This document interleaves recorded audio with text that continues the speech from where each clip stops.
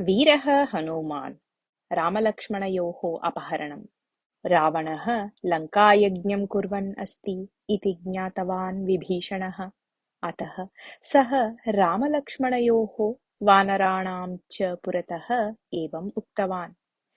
यदि रावणेन क्रियमाणः लङ्कायागः निर्विघ्नं परिसमाप्तः भवेत् तर्हि ततः लोहकवचधारिणः योद्धारः चतुरङ्गबलं च उत्पन्नं भवेत्। तदा रावणं पराजेतुम् अशक्यम् अपि स्यात् कदाचित्। अतः अस्माभिः सर्वैः गत्वा रावणस्य यागे विघ्नः उत्पादनीयः इति। यागे विघ्नः कथम् उत्पादनीयः इति समस्या यदा उद्भूता तदा जाम्बवान् उक्तवान्। अंगदः अदृश्यकारिणीं विद्यां जानाति, तस्याः साहाय्येन रावणस्य यागे विघ्नः उत्पादयितुं शक्येत इति। एषः एव क्रमः योग्यः इति सर्वे निर्णीतवन्तः। ततः अंगदः अदृश्यकारिणाः विद्यायाः साहाय्येन अदृश्यतां प्राप्य रावणस्य अन्तःपुरं प्रविष्टवान्। मन्दोदरीं केशैः गृहीत्वा आकृष्य रावणस्य यागस्य स्थलं नीतवान्। एतद् दृष्ट्वा अपि रावणः यागस्थलतः न उत्थितवान्। तदा अंगदः ताम् आकृष्य अन्यत्र नेतुम् उद्युक्तः अभवत्। त्रिलोकीम् अपि जितवतः पत्न्याः रक्षकः अद्य कोऽपि नास्ति वा? हा हन्त, अहो दुर्विधिः इति रुदती आर्तनादं कृतवती मन्दोदरी। एतत् ज्ञात्वा मौनं स्थातुम् अशक्नुवन् रावणः यागदीक्षां परित्यज्य उत्थितवान्। यागदीक्षायां विघ्नः कृतः इति तृप्तिं प्राप्य अंगदः मन्दोदरीं तत्रैव परित्यज्य अदृश्यरूपतां प्राप्य ततः निर्गतवान्। इदानीं वा रामेण सह सन्धिप्रस्तावः वरम् इति पतिं सूचितवती मन्दोदरी। युद्धे मम बहवः बन्धवः मृताः, अनुजः प्रियपुत्राः च मृताः। बहवः वीराधिवीराः सेनाधिपतयः अपि मृताः। एतस्मिन् सन्दर्भे किम् अहं शरणं प्रार्थयेयम्? आत्मीयान् बलिरूपेण समर्प्य इदानीं शत्रोः कृपार्थं किं दैन्यं प्रदर्शयेयम्? कदापि न। रामः मां मारयेत् इति भीत्या भवती एवं सूचयन्ती अस्ति खलु। रावणः रामेण संहृतः इति अपख्यातिः लोके कदापि न श्रूयेत। यदि अनिवार्यं स्यात् तर्हि प्रायोपवेशव्रतेन योगमार्गम् आश्रित्य कपालविच्छेदं प्राप्य वा प्राणान् त्यजेयम्। किन्तु रामस्य बाणानां संहारस्य विषयः तु न भवेयम्। रावणं मारयित्वा भवन्तं सिंहासने उपवेशयिष्यामि इति विभीषणाय वचनं दत्तवान् अस्ति रामः। तत् मिथ्यावचनं करिष्यामि। मम मारणस्य अनन्तरं सीतां नेष्यामि इत्यपि तेन प्रतिज्ञा कृता अस्ति। मम मारणार्थम् अवकाशः एव तेन यथा न प्राप्येत तथा करोमि चेत् तस्य प्रतिज्ञायाः भङ्गः स्वयं भविष्यति। यदि अहं मृतः भवेयं तर्हि भवती चितारोहणं करिष्यति खलु। तत्समये तस्यां चितायां सीताम् अपि बलात् पातयतु। सीतावियोगात् रामः अपि मरणं प्राप्नोतु नाम इति उक्त्वा रावणः पश्चिमदिशि निर्गतवान्।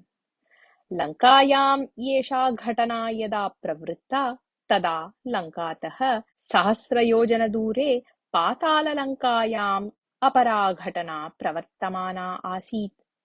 पाताललङ्कां महीरावणः पालयन् आसीत्। सः मन्त्रशक्तिं जानाति। मायाविद्यायां निपुणः सः तस्य अग्रजः अहिरावणः। उभौ अपि रावणस्य बान्धवौ एव। यदा कष्टम् आपतति तदा स्मृतं चेत् आवाम् उपस्थितौ भवावः इति तौ रावणं सूचितवन्तौ आस्ताम्।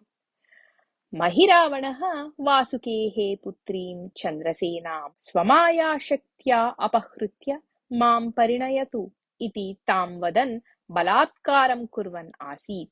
अपूर्वसुन्दरी सा महिरावणम् उक्तवती आसीत् यत् अहं रामं मनसा वृतवती अस्मि, अतः रामः एव मम पतिः इति। सीतास्वयंवरस्य सन्दर्भे सा नागैः सह गत्वा लोकाभिरामं श्रीरामं दृष्टवती आसीत्। ततः आरभ्य सा रामं मनसा ध्यायन्ती, रामविग्रहं सदा पूजयन्ती च आसीत्। लङ्कायां रावणः पश्चिमतीरं गत्वा भूमौ दर्भान् प्रसार्य तदुपरि शयनं कुर्वन् प्रायोपवेशव्रतार्थं सन्नाहं कुर्वन् आसीत्। तत्समये तत्र उपस्थितः नारदः, अये राक्षसेन्द्र, किम् एतत्? असहायः इव व्यवहरन् अस्ति खलु भवान्? सोदरसदृशं महिरावणं विस्मृतवान् वा भवान्? सः भवतः आत्मीयं मित्रं न वा? तस्मिन् स्थिते किमर्थं चिन्ता भवतः? भवतः एतादृशं कृत्यं सर्वथा अनुचितम् इति उक्त्वा ततः निर्गतवान्। नारदस्य वचनं श्रुतवता रावणेन नूतनः उत्साहः प्राप्तः। सः झटिति उत्थाय नेत्रे निमील्य महिरावणं स्मृतवान्। तस्मिन् एव समये महिरावणः चन्द्रसेनायाः समीपं गत्वा तया आराध्यमानं रामविग्रहम् आकृष्य, तं रामम् अद्यैव आनीय भवत्याः पुरतः एव कालिकामात्रे बलिरूपेण अर्पयिष्यामि इति उक्तवान्। रामस्य मारणं भवता कथं शक्येत? सः रामः एव भवन्तं मारयिष्यति इति उक्तवती चन्द्रसेना। मम मारणं तावत् सुकरम् इति चिन्तितवती वा भवती? इतः सहस्रयोजनदूरे घोरायां गुहायां रत्नखचितायां पेटिकायां पञ्चभ्रमराणां रूपेण मम पञ्चप्राणाः सन्ति। ते मारिताः चेदेव मम मारणं शक्यं, नान्यथा। तां गुहां घोराः पिशाचाः अहोरात्रं रक्षन्ति। गुहायां कस्यापि प्रवेशः सर्वथा दुस्साध्यः, अतः मम प्राणान् अपहर्तुम् एतस्मिन् लोके कोऽपि न शक्नोति इति साभिमानम् उक्त्वा राममूर्तिं भूमौ क्षिप्तवान् महिरावणः। सा मूर्तिः शतशः छिन्ना। तान् खण्डान् पादेन मर्दयित्वा चूर्णीकृतवान् महिरावणः। तस्मिन् एव क्षणे रावणेन सह स्मृतः आसीत्। एतत् जानन् सः भूमिं विभिद्य उपरि आगत्य रावणस्य पुरतः उपस्थितः अभवत्। उभौ अपि परस्परं गाढम् आलिङ्गितवन्तौ। अनन्तरं रावणः महिरावणं स्वस्य कष्टं निवेद्य, रामलक्ष्मणौ योग्येन क्रमेण भवता दण्डनीयौ इति सूचितवान्। मम प्रियम् एव कार्यं दत्तं भवता। श्वः प्रातः एव अहं तौ कालीमात्रे बलिरूपेण अर्पयिष्यामि। निश्चिन्तः भवतु भवान् इति उक्तवान् महिरावणः। रावणः सन्तोषं प्राप्य महिरावणं स्वभवनं नीत्वा आदरेण सत्कृतवान्। गूढचराणां द्वारा एषा वार्ता अपि विभीषणेन ज्ञाता। तदा रात्रिसमयः आसीत्। रामलक्ष्मणौ शयनार्थं सन्नाहं कुर्वन्तौ आस्ताम्। विभीषणः वानरप्रमुखाणां समीपं गत्वा महिरावणस्य योजनां निवेद्य, सः रामलक्ष्मणौ अपहर्तुं यथा न शक्नुयात् तथा जागरूकतया रक्षणं करणीयम् इति सूचयित्वा स्वस्थानं गतवान्। हनूमान् झटिति स्वपुच्छं सुदीर्घं वर्धयित्वा रामलक्ष्मणौ परितः एकं दुर्गं निर्मितवान्। तस्य उपरि स्वयम् उपविश्य समीपे कोऽपि यथा न आगच्छेत् तथा जागरूकतया परिशीलयन् स्थितवान्। पुनः अल्पे एव काले विभीषणः तत्र आगतवान्। सः हनूमतः स्वामिभक्तेः प्रशंसां कृत्वा, अहम् एकवारम् अन्तः गत्वा रामलक्ष्मणयोः हस्ते रक्षां बद्ध्वा आगच्छामि। तदा कोऽपि मायया अपि तौ अपहर्तुं न शक्नोति इति उक्तवान्। तदा हनूमान् पुच्छबन्धं शिथिलीकृत्य विभीषणस्य अन्तः प्रवेशार्थम् अवकाशं कल्पितवान्। विभीषणः रामलक्ष्मणयोः समीपं गत्वा स्वस्य कार्यं समाप्य बहिः आगतवान्।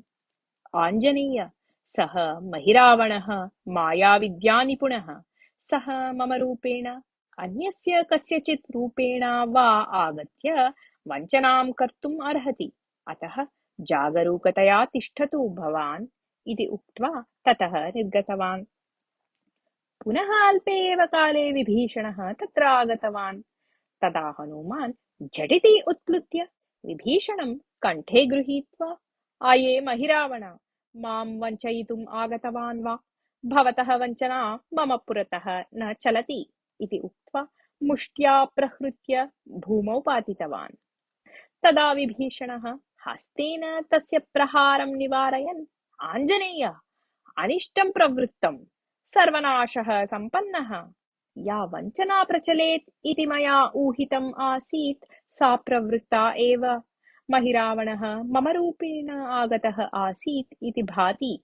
रामलक्ष्मणौ अन्तः सकुशलं स्तः वा न वा इति प्रथमं पश्यतु तावत् इति उच्चस्वरेण उक्तवान्।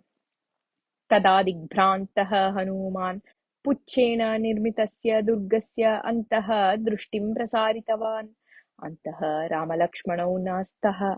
स्वस्य अविवेकं स्मरन् हनूमान् किं करणीयम् इति अजानन् इतस्ततः सञ्चारं कृतवान्।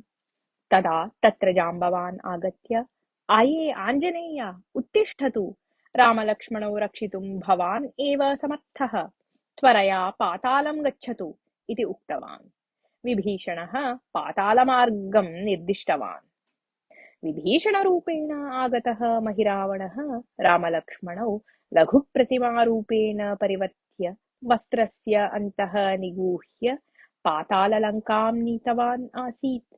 तत्र गत्वा तौ चन्द्रसेनायै प्रदर्श्य, आये, रामं तस्य अनुजं लक्ष्मणं च पश्यतु तावत्।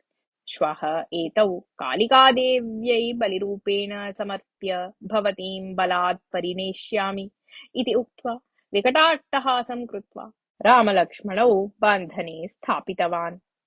हनूमान् स्वशरीरं सम्यक् वर्धयित्वा आकाशमार्गम् आश्रितवान्। पातालप्रवेशार्थं कुत्र मार्गः स्यात् इति सर्वत्र अन्वेषणं कृतवान्। पश्चिमसमुद्रस्य अन्तः यदा अन्वेषणं कृतं तदा पद्ममुकुलाकारकः एकः पर्वतः तेन दृष्टः। पर्वतशिखरे किञ्चन सूक्ष्मं बिलम् आसीत्। हनूमान् सूक्ष्मरूपं प्राप्य तत् बिलं प्रविश्य अग्रे गतवान्। एवं गमनेन तेन पाताललङ्कायाः मुखद्वारं प्राप्तम्। तद्वारं कश्चन महाबलिष्ठः युवकः रक्षन् आसीत्। तस्य युवकस्य दर्शनात् एव हनुमती काचित् ममत्वभावना उत्पन्ना। हनुमान् यद्यपि सूक्ष्मरूपेण आगतः अस्ति, तथापि सः युवकः तस्य आगमनं ज्ञातवान् एव। आये, कः भवान्? मां वञ्चयित्वा सिंहद्वारम् अतिक्रम्य गन्तव्यम् इति भवतः योजना वा? कदापि न शक्यते एतत्। भवतः मरणं सन्निहितं भावयतु इति उक्त्वा मुष्ट्या प्रहर्तुम् उद्युक्तः सः। तदा हनूमान् सूक्ष्मरूपं परित्यज्य वास्तविकं रूपं धृत्वा मुष्टियुद्धं कृतवान्। एषः मम बलेन समानेन बलेन युक्तः दृश्यते। एतस्य हननं करणीयं चेत् उपायः कोऽपि आश्रयणीयः, अन्यथा समयस्य बलस्य च हानिः इति आलोच्य हनूमान् श्रान्तः इव भूमौ पतितवान्। शत्रुः पराजयं प्राप्य भूमौ पतितः इति भावयन् सः युवकः अट्टहासध्वनिं कृत्वा, आये मायाविन्, अहं कः इति अजानन् भवान् मया सह युद्धार्थम् आगतः। अहं मत्स्यवल्लभः, वीराग्रेसरः वायुसुतः हनूमान् एव मम पिता। ज्ञातं खलु? इदानीं वदतु, भवान् किमर्थम् अत्र आगतः इति क्रोधमिश्रितेन स्वरेण पृष्टवान्। युवकस्य वचनं श्रुत्वा क्रुद्धः हनूमान् झटिति उत्थाय, अये मत्स्यराज, हनूमान् ब्रह्मचारी इति लोकप्रसिद्धम्। एवं स्थिते सः भवतः पिता कथं भवेत्? मिथ्यावादी भवान्। अन्तिमक्षणः सन्निहितः भवतः इति उक्त्वा मत्स्यवल्लभस्य उपरि आक्रमणं कृतवान्। हनूमान् यदा मुष्ट्या प्रहृत्य मत्स्यवल्लभं मारयितुम् उद्युक्तः तदा कश्चन स्त्रीस्वरः श्रुतः। आर्य, अलं साहसेन, अलं कलहेन शान्तिः भवतु इति। हनूमान् परिवृत्य दृष्टवान्। तावता सौन्दर्यशालिनी विद्युत्कान्त्या इव काचित् धावन्ती तत्र आगतवती। सा समीपम् आगत्य आश्चर्यचकिततया पश्यतः हनूमतः पादौ दृढं गृहीत्वा, आर्य, एतेन युवकेन यत् उक्तं तत् सत्यमेव। एषः मम पुत्रः। अहं मत्स्यकन्या, सुवच्चला इति मम नाम। दक्षिणसागरः मम पिता। अहं जलचराणां राज्ञी अस्मि। भवान् मां दृष्टवान् न स्यात्, किन्तु अहं भवन्तं सम्यक् जानामि। पूर्वं कदाचित् भवान् समुद्रलङ्घनं कुर्वन् आसीत्। तदा सिंहिका नाम छायाग्राहिणी राक्षसी छायाद्वारा भवन्तम् आकृष्टवती। भवान् तया सह युद्धं कृतवान्। तत्समये मत्स्यकन्या अहं समुद्रस्य उपरि सञ्चारं कुर्वती आसम्। भवान् सिंहिकां संहृत्य आकाशमार्गम् आश्रितवान्। तत्समये भवतः शरीरात् सृतं स्वेदबिन्दुम् अहं गीर्णवती। ततः गर्भवती अहम् एतं मत्स्यवल्लभं प्राप्तवती। अतः एषः भवतः पुत्रः एव इति उक्तवती। तावता आकाशतः दिव्या वाणी श्रुता। आञ्जनेय, अहं सर्वत्र सञ्चारी सर्वसाक्षी वायुः भवता पिता। सुवच्चला यत् वदति तत् सत्यम्। मत्स्यवल्लभः भवतः एव पुत्रः इति। आश्चर्येण स्तब्धं हनूमन्तं पुनः उक्तवती मत्स्यकन्या सुवच्चला।